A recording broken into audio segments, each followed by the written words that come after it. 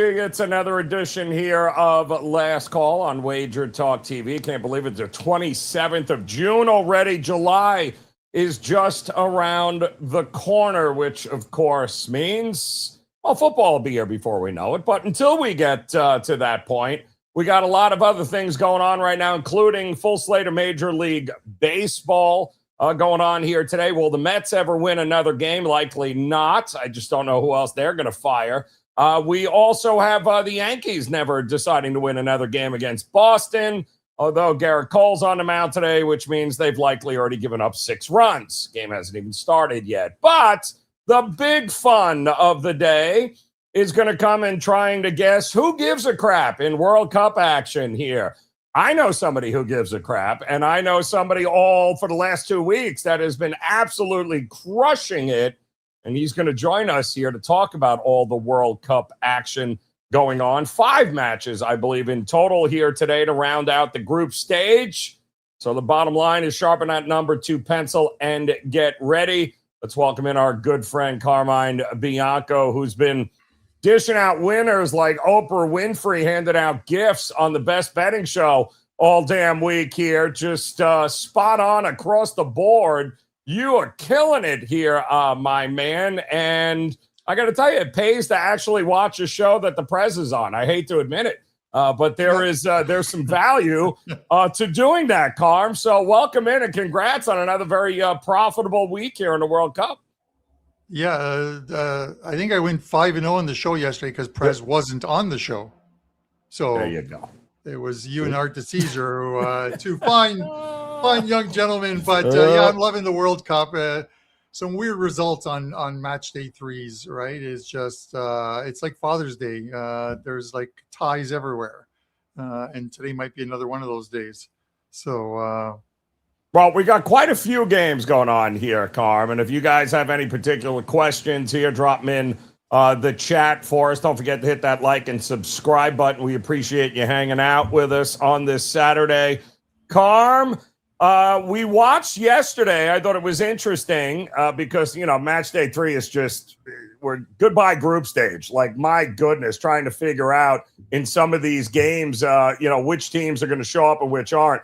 France had no problem playing everybody, and it was like, screw you, we don't care, nor you sit whoever you want, Norway, doesn't make a difference, we're going to pummel you one way or the other. Exact opposite of what Team USA did the night prior, and I'm wondering, what is England doing today in this game here? What do we expect? Because France they didn't want to hear about load management, and it's a marathon, it's a sprint. They wanted nothing to do with that. Does England do the same thing coming up later today? I thought about that, and with the late games, obviously, where there's little or no info on the lineups coming out, which is why, like, with the exception of like one game today, the other 5 I haven't released plays to clients on just until the word of some lineups come out. But as far as England goes, I reference back to like 2018. Of trying to basically pick your path in the round of 32 or 16, the knockout stages. And England thought on the final match day, they won their first 2 games, including pounding Panama, who they played today 6-1 with Harry Kane scoring 3 goals. And they thought, let's just sit everybody against Belgium, finish second in the group, and we avoid France. And they did that. Unfortunately, Croatia had different plans for them and said, hey, we're going to knock you out, not France. So it didn't work out for them there. It's Thomas Tuchel now. It's not Gareth Southgate as far as managers go. And I think he wants to kind of win every single game. He did rest a couple players, and I think it was due to injuries in the last game. But it would be, as I mentioned to our producer, Dan, before the show, it would be an absolute farce for England to lose today to Panama on purpose. And when we talk about like losing on purpose, or we've seen some teams in match day 3, Joe, where the games are just finishing in draws because a draw benefits both teams. This isn't one of the games, but the Algeria-Austria game a little later on, we're going to discuss it, is one. Why else would you see a draw plus 105? Yesterday, there was a draw plus 130. The day before, there's a draw plus 120. those games finished 1-1 and 0-0. So it benefits both teams on the final match day. This one doesn't benefit anybody other than England. Panama's done. They're out of the tournament. They haven't even scored a goal yet in this tournament. England should win this one. And I have to believe, they're going to win this one. I have to believe if you're looking for plus money on a game in which England is like minus 550, I would take Harry Kane, because I believe Harry Kane will start the game, will play for a majority of it. And you can take Harry Kane 2+ goals at plus 255. So 2 or more goals. He scored 3 before. We saw him score a couple of goals in his opener. Harry Kane loves to win the Golden Boot. Thomas Tuchel will want him winning the Golden Boot and keeping him sharp. So I'm looking for an England win today, but Harry Kane, more importantly, to score 2 or more goals. Well, that's good news. Anybody in the Golden Boot, right, and the Golden Ball markets, because we just learned that Argentina has no intention of starting Lionel Messi today, who is now, I still think, leads, right, with 5 goals here, Carm. Yep. We've been monitoring this all week long. It looks like because they've already wrapped everything up, they've got a late-night game against Jordan down in Dallas, and likely not seeing Messi, which is interesting given the fact that the only goals we have seen from Argentina so far have been via Messi. So if we don't see him, what does that mean we see in this match here against Jordan tonight?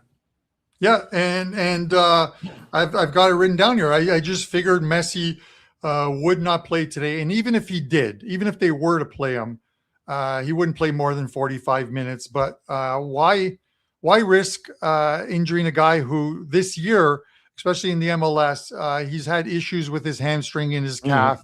Why risk him in a completely meaningless game when you've locked up top spot? I get it. He wants to score. Argentina have scored 5 goals thus far in the tournament, and they're all Lionel Messi that have scored the goals. But minus 110, and until the lineups come out, so you probably have a couple of hours at the very least until news starts to leak out. You can get guys like Julian Alvarez or Lautaro Martinez who are going to pick up the slack, and they're going to be the forwards, and they're going to be the penalty takers if they're on. Minus 110 anytime goals. Or you can, if you think they're going to score 2+ because Argentina is going to blow out Jordan, then plus 450 on both of them to score 2 or more goals. So whenever you take these goal scoring props, some books actually have odds on if the player gets replaced, you get the new player as well too. But most will avoid a bet if the player doesn't start. So it's I won't call it a free shot at the books, but you can take, I would say, Lautaro Martinez plus 450, 2 or more goals in this one, and that price will disappear or go lower once it's determined Messi isn't in the starting lineup today. Yeah, it's his 5 goals will remain. They don't need him anyway for this one.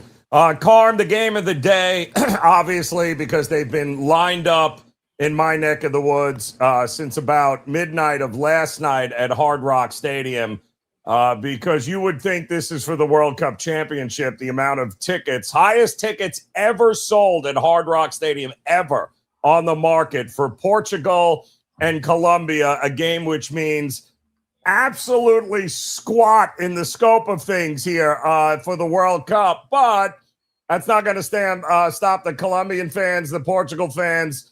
That place is going to be out of control. It's going to be more fun to watch the stands, I think, than anything that's going to happen in this game. But what do you think we're going to get 7:30 here tonight at Hard Rock? You know, this is one of those ones, Joe, where it literally becomes pick your path with these two teams that they know that they're going to get into the knockout stages. They know they're both in. So it now becomes which side of the bracket do you want to finish in, which is sort of an interesting dynamic with this one. So if you look at the second place team of this group will play the second place team coming out of England's group. England should win that one. So the second place team will be, if there's an outright winner between Ghana and Ghana and Croatia, if there's an outright winner, that team will play against the second place team in this group, which right now is Portugal. Portugal would need to beat Colombia, or even if it's a draw, they would play Ghana in the knockout stages. So it's kind of like a pick your path kind of game, because Croatia has to win, but a Croatia draw is enough to get them in. And I actually think that that's likely a game that's going to end in a draw, Ghana and Croatia, because it benefits both teams. So you look at it. Listen, I was high on this Colombia team coming into this tournament. I thought at 40-1, they had a great chance of making a deep run in this tournament. Still feel that way. I thought at the very least they could make it to the quarterfinals, and you were still getting plus money just to get into the quarterfinals, which is winning 2 rounds of the knockout stages. This is one in which, listen, I get it. Portugal started slow in their first game, which they drew with Congo 1-1. All the talk was, let's bench Ronaldo, let's bench Ronaldo. And I said, bet Ronaldo in the second game to score 2 or more goals, and he did that. But they beat Uzbekistan. This is a different team. Colombia can play defense. They're a very good squad, Joe. And I think they show it today. This is a game in which I think ultimately the price is high, but I plus 285 on a draw. I know. Again, people hate draws, but they pay. They pay. And I think we're going to see at least 2, maybe 3 draws on today's card. And this is one of them. So I'm going to take Colombia and Portugal in a draw here. Wouldn't surprise me if this was a 1-1 final. Yeah, I'm with you. I think the draws are alive and well. Maybe some unders also on the card here today. And speaking of card here, Carm, final day of the group stage here. So the brackets will be filled for the knockout stage. We have a pretty good idea on a lot of spots on where teams are playing, who they're playing. So does that mean you've got a whole lot locked, loaded, ready to roll over at WagerTalk.com on some of these games that we know? No, right now, one play up. It's a 5% play on today's card. We're on a very good run, as you can see. Number 1 at WagerTalk, 33 units of profit, and we're going to continue, hopefully, to get that going. There's likely going to be a couple more plays on today's card. So I would say, instead of spending $35 on one play, which is the 5% play, you get the 1 day all access, $39, and you get all 3 plays that are released. Or the tournament package is still up. It is $129 every single play from now to the end of the World Cup. And if you use code WC20, WC20 will get you $20 off of that $129 package. And just to let you know, I already have it's not up for sale yet, but I already released, along with analysis, a 5% play for the knockout stages. So people who are package holders already have that play. And we're going to try and roll right through this World Cup and see if we can accumulate the 50 or 60 units of profit. I love it. There's no reason not to hop on board. Plus, he'll be on the best betting show ever this week, again, breaking down World Cup action. Game you are most interested in seeing, Carmen, the knockout stage? Because for me, it's 2 teams that you have been talking about on the show since you came on. It's unfortunate we're going to get it in the knockout stage, but Brazil and Japan, to me, is a fascinating match coming up, and I think that's on Monday's knockout round. Unfortunately, somebody's got to win that game, but those were 2 teams we both thought might make it a little bit further in the World Cup than maybe the markets thought. Yeah, the way it sets up, it's tough. Even the first round, obviously. The one thing about Japan is, a lot of people were high on them coming into this tournament. I was high on Brazil, I thought, and my mind really hasn't changed on it. And a lot of people disagree with me, but I thought Brazil had a very good chance of winning this tournament. I played them months and months ago back in Vegas when the price was a lot better at 10-1, and then they were 8-1 for quite a while. I do like this Brazil team. Vinny Jr., the rest of the team. Listen, they're a good team. They're playing almost like the old Brazilian style. They even have Neymar back, which is a surprise. But they have one of the best managers in all of football in Carlos Ancelotti. Yes, an Italian manager, and he's got this team playing well. I think they're only going to get better. Japan's going to offer some problems for them, but I have to believe Japan's going to have trouble with the speed on the wings that Brazil does have. So we'll see how that goes. I get it. Brazil, some injury issues, obviously, with Rafinha, but this is a very good Brazil team. And then, Joe, I'm going to mention one other one because it's not on my card as of yet, but this is the upset game, I think, of the knockout stages, only because they won't be favorites in the game. So it's an upset, is Ecuador is going to knock off Mexico. Mexico comes out of a somewhat easy group, I have to say, with South Africa, South Korea, and Czechia, or Czech Republic, as they call it. Game is being played at Azteca Stadium. This is what you have to know. Mexico's only lost twice in their lifetime at Azteca Stadium.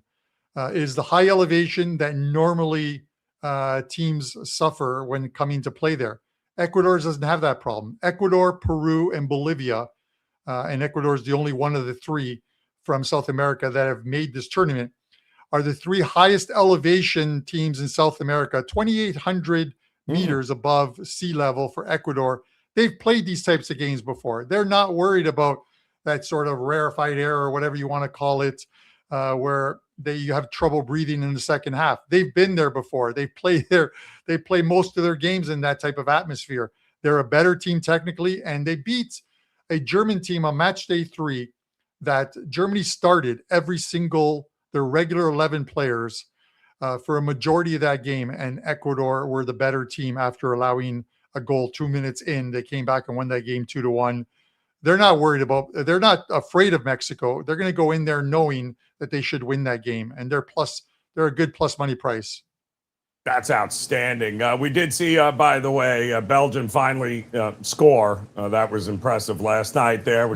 You mentioned that on the show yesterday, Carv. If we're getting an over, it's likely going to be just Belgium scoring, and that's exactly what they did. But that means, I don't know, Team USA taking on Bosnia, and all of a sudden that side of the bracket is looking real interesting, and as is your team from Canada, right? They've got the match coming up Sunday. In fact, tomorrow, I believe.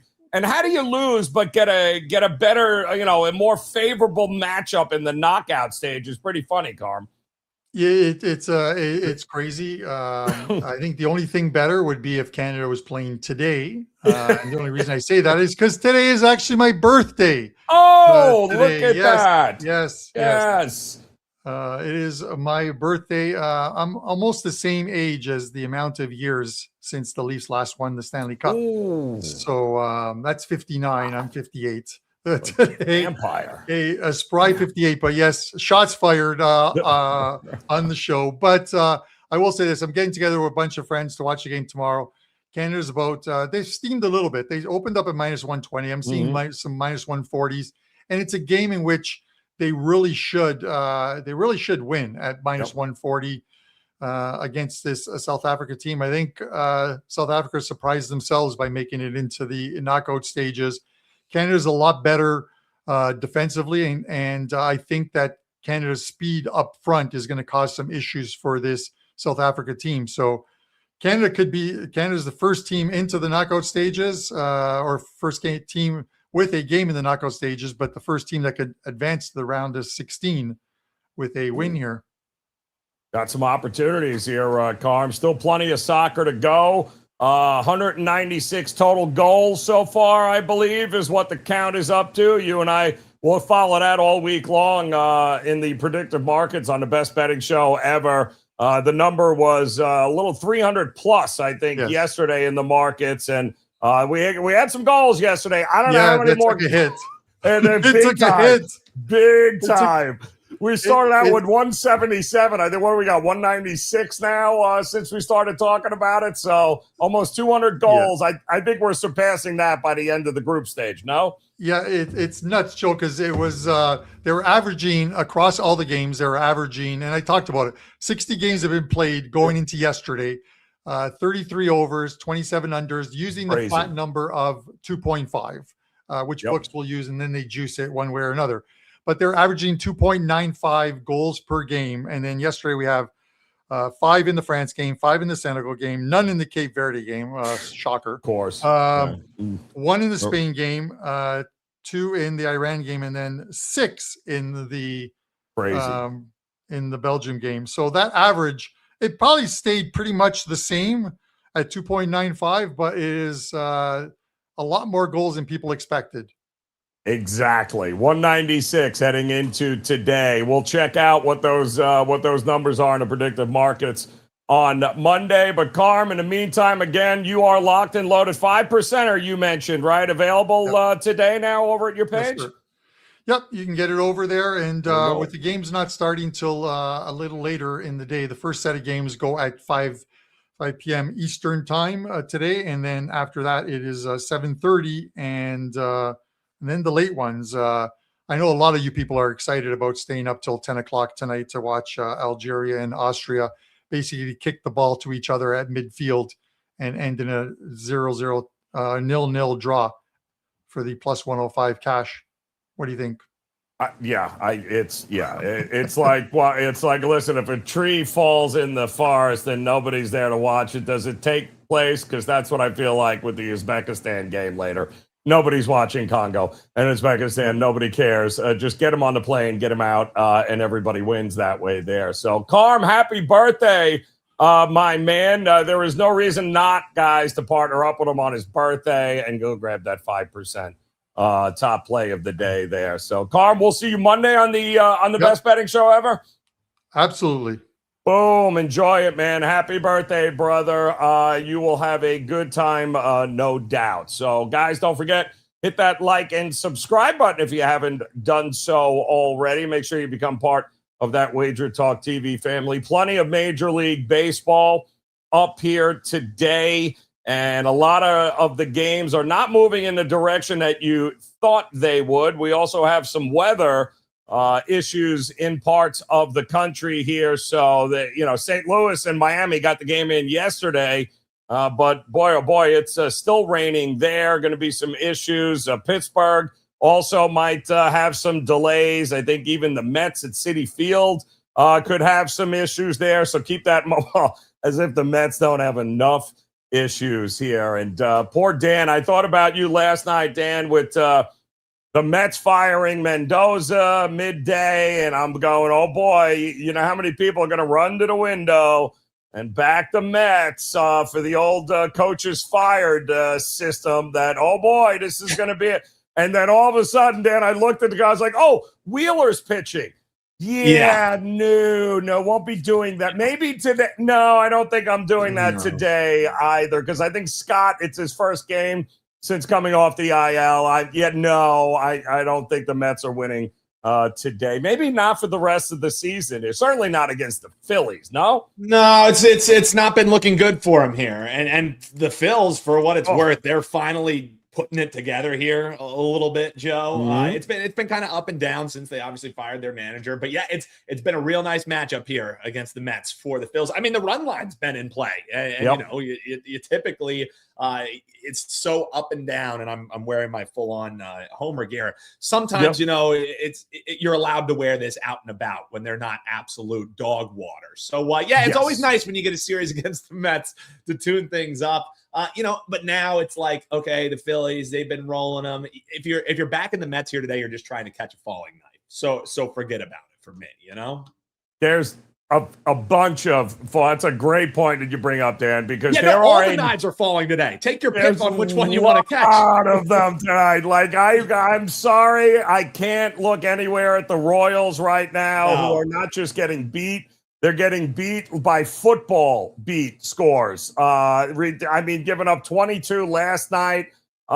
They just can't hit. It's hysterical. They got Witt back, and they're not just losing. They don't forget how they ended the Tampa Bay series. Now they hit into Chicago and got absolutely blitzed. So they are on the no-go list for me in a big, big way there. So you got to be careful with some of these teams here have just not been good at all. I am interested, though, in what we're going to get late night with the Dodgers and the Padres. Yamamoto going. The whole world is running to Yamamoto, but he's only 1-3 against the Padres over the last couple of years. And the Padres actually have finally started to hit the ball, which is interesting, Dan. But 8 at Petco, also an interesting number. But the Dodgers kind of got their ass whooped a little bit last night in San Diego. Oh, yeah.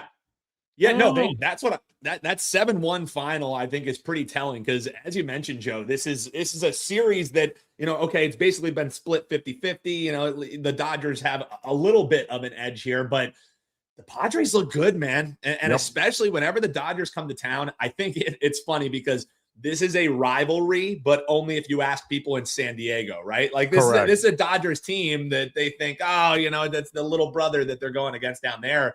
Padres looked great last night. And the one thing I will say is a lot of folks look for backing runs in this series it's always one side of the ledger that seems like they're stacking up runs. It's never a shootout really behind these two teams. In their last 10 meetings, I think the under is actually 6-3 with a push in there. So I get that folks want to back the bounce back spot here with Yamamoto, but as Joe alluded to there, Yamamoto hasn't really been able to crack this Padres lineup in his career. He's had a couple good outings here, a couple good outings there. But I think San Diego last night getting a little bit of wind in their sails. Now they have a little bit of confidence too, wanting to defend the home ballpark there. So I wouldn't be looking to back any overs. And I certainly we're looking at $2 on Yamamoto. Yeah, forget it, man. Yeah, forget it. That's a price that if you want to play the Dodgers, you got to find a different way to attack it. It's one direction for me, San Diego or pass.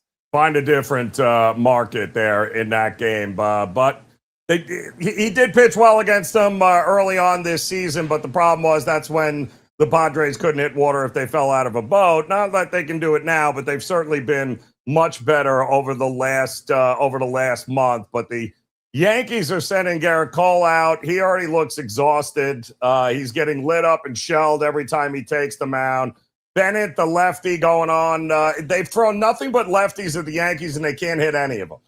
It's hilarious. And I'm still laughing on how they managed to score 6 runs on Thursday night to open this series, and I believe not one of them was earned against Schlittler. So that's the Yankees being a Yankee. The Red Sox should just play the Yankees every series, and they might not be, 10 games under 500 at this point, but you just can't think Cole's going to go in there and flip a switch at this point because he looks absolutely exhausted coming off of surgery to me.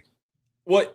Did we not expect that? You know what I mean? Like even if you go back to last year before the surgery happened, it wasn't like I would see Garrett Cole in the lineup and I'm wanting to rush it and back him first 5s for Yankees, things like that. However, now the Yankees are looking to stave off, what would it be, 3 straight losses. And if Boston is able to get this done, it'll be something they've only done 2 times this season, and that's win 3 straight games. So it does at home too, no less. Here, Joe, yes, exactly. It does kind of reek here like a Yankees bounce back spot, but the part that throws the little fly in the ointment, so to speak, is Cole being on the mound. This is one that maybe I want to attack live. I want to see if he's able to settle in, and I want to see if the Yankees lineup can finally crack something against left-handed pitches. Like you said, Boston knows, let's just keep rolling out a lefty right now, and it's worked out really well. Now, do they finally crack that code? It's now going to be the 3rd time that they're seeing it. It reeks like a Yankee spot. Also, the price isn't awful. But again, until I know if Cole's going to finally settle in, which what have we seen that makes us think that's going to happen, Joe? Nothing. I can't back him in this one. Nothing. They're hitting 211 over the last 9 games, the Yankees. They went 3 for 30 last night.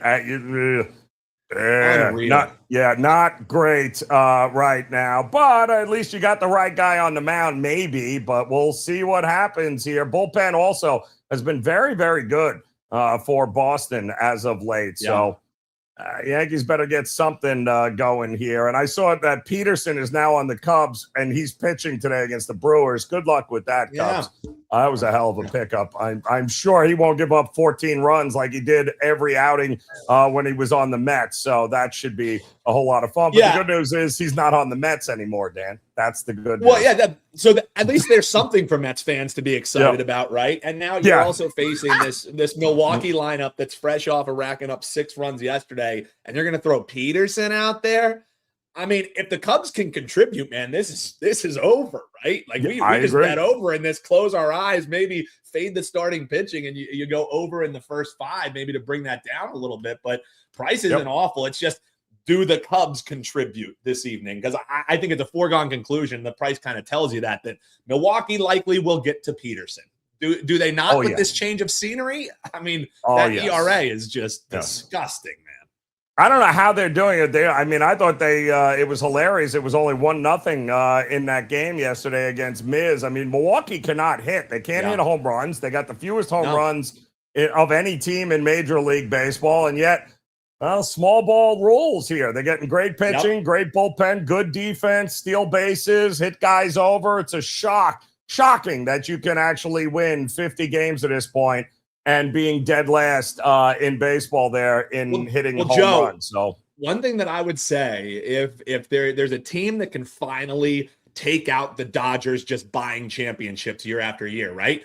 I think you have to combine the Phillies and the Milwaukee Brewers, because the Phillies can only smack it long. And the Brewers, they can't find a home run to save their life. You combine those two rosters, you might be able to finally beat the Dodgers. That's the key. They got Woodruff back too. So it's the pitching has only gotten better for them. It hasn't gotten worse, but boy, they can't hit home runs. It's hilarious. They got to do everything with doubles and singles. It's like old school baseball. But they're doing it.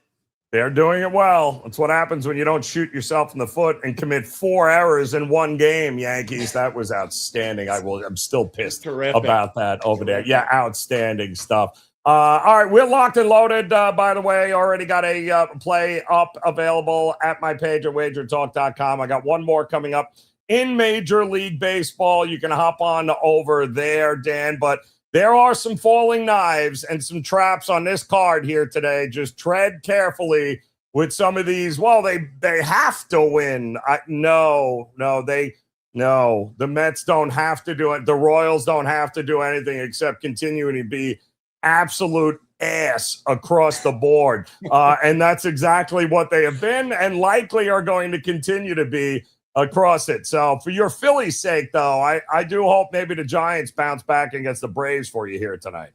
It wouldn't shock me. It definitely wouldn't shock me to see that, simply because, with the Braves, what do you see with them going on the road? It's been pretty solid for them, however. But the thing is, Webb's decent, getting him on the mound, maybe a little bit of action there. And it's not like the Braves walked into the Giant Stadium there and just absolutely lit them up, right? Which they have been able to do to players. So I think as long as Webb can keep it low, San Francisco stays within striking chance. I think the motivation there, I would actually look towards San Francisco in the first 5 in this one, and it's all hinging on how does Webb look in the start. Yeah, I like the approach. Absolutely here. No reason not to invest there, guys, because Bryce Elder doesn't scare anybody, even the Giants lineup. And the Giants historically, and this is going back a couple of years because it's not like these two teams, face off all that often. However, the Giants have owned this team. That Braves win last match in the last 3 seasons was only their second win against the San Francisco Giants here. So do the Giants start flexing their muscles again against the Braves? We'll see. But I would prefer to attack it in the first 5 because I think you're getting a good price there. And thank goodness the Braves have actually come back down to earth a little bit, allowed your Philadelphia Phillies and their Yankee manager to come back in and at least make the race interesting. You're welcome. Yeah, that's right, because we can't. Way better than when you tried the Girardi experiment. Yeah, right. Can you take Boone? Take Booney. Yeah, take Booney. Give us Mattingly. Would be happy. Ridiculous there. Any lacrosse, Dan, or are they on break, or what's going on there? No. So they're in action tonight. Actually, they're going to be out west in San Diego. First game goes at 4. I was actually just talking with Ariel Epstein, our friend. She's going to be heading to the Yankees game today. So she was saying, Dan, in case the Yankees break my heart, what are we betting in lacrosse tonight? And I think we found pretty good spot here with the Boston Cannons. Another player prop we have. We had that one for you last week, and we cashed in on that one. So what we're going to be looking for this week, it's Marcus Holman. He plays for the Boston Cannons. Really like him in a spot here. He has absolutely owned the California Redwoods when they played. In 8 career games, Joe, he's gone over his player prop total in 7 of 8 of them. And he's scored as high as 7 points. So this is a nice price. You can find it over on the Blue Book, -120. The name is Marcus Holman. The matchup is Boston Cannons versus California Redwoods. It's on all the regulated books. Take Marcus Holman over his 2.5 points. Little late night cash for you guys. 8:30 while you're sweating out those ass games that are going to be in the in the FIFA World Cup. Cash a little lacrosse play there for you. Marcus Holman over his points. That's what I'm attacking tonight, Joe. Marcus Holman, you guys heard it there. A little late night lacrosse. Who doesn't love that when otherwise you got to hope Uzbekistan scores and nobody wants to do that. So, yeah. You want to go watch Jordan play soccer, or do you want to watch some preppy dudes throw a ball around? I'm taking the latter, Joe. Just tune in to the Portugal-Colombia game and watch the crowd. And real quick, that's the only thing that matters. Real quick, Joe, I just want to let folks know they've been asking, hey, where's Yanni? Where's VR? It's Vegas, right, Joe? So what do they do in Vegas? Cox Internet goes down. So currently, VR is trying to work on his internet. If he is back, we will do the Steam Room. He's scheduled for the Steam Room at about 1 p.m. Eastern time. So we'll keep in contact with Yanni. So you clients, if you're missing out, we're going to do something special for you. But Yanni, no internet because Cox sucks ass, Joe. We know that from working with all these guys in Vegas. They are terrible. Yeah. Every time it gets just warm enough out there, it's unbelievable. The infrastructure in Vegas is laughable sometimes with that service. It's unreal. But guys, keep it posted. We'll let you know. Certainly keep it on his page at WagerTalk.com, social media. They'll let you know what's going on. And of course, we'll be back again next week. I think Kelly is back next week because she's Kelly's not in the tropics for once, Joe. Holy shit. Although she did send me a fine list of bourbons they were serving in the tropics yesterday. I appreciated that. Thanks, Kel. Hope there's a bottle of that on its way at this particular point. Joe fills in for her every week. The least she could do is send one of those bourbons up here. Sends me a chalkboard with a list of bourbons on it that I'm not drinking. That's thanks, Kel. Appreciate that, really. But she'll be back next week. In the meantime, you guys got plenty of World Cup, plenty of baseball, and plenty of shows all throughout the week to get involved with. So, Dan, always a pleasure. Late night degenerate lacrosse. You got to love that. Still better than watching Uzbekistan play soccer. Thank you to Carmine. Bianco, don't forget it's his birthday. He's got that 5% top play available today in the World Cup. Nobody's been better than he is. Come back and watch us again during the week. The best betting show ever. He'll be on each and every day covering the World Cup. And head over and grab that top play in Major League Baseball today at my page at WagerTalk.com. Dan, enjoy it. You guys enjoy it. Enjoy your weekend. We'll see you again for another edition of Last Call next week here on